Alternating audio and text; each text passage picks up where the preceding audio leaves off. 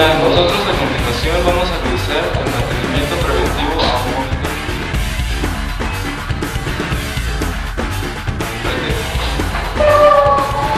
Bueno, lo primero que se tiene que hacer es no abrir el monitor porque contiene un chupón el cual almacena energía eléctrica.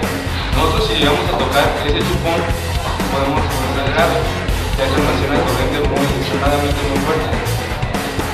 La otra, no se puede abrir el cañón y eso puede causar que la imagen salga barrida o simplemente no se vea nada.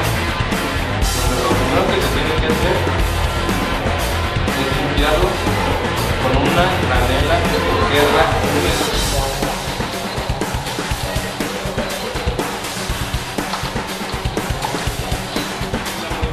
Ya que si no está bien iluminada pueden llegar a caer gotas adentro y puede llegar a dañar el circuito.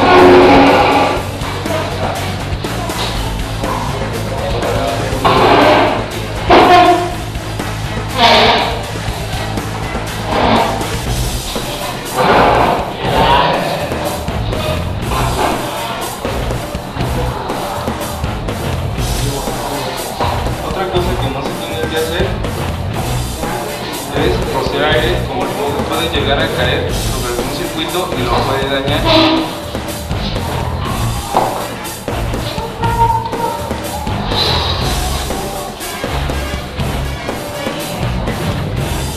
Otra que sería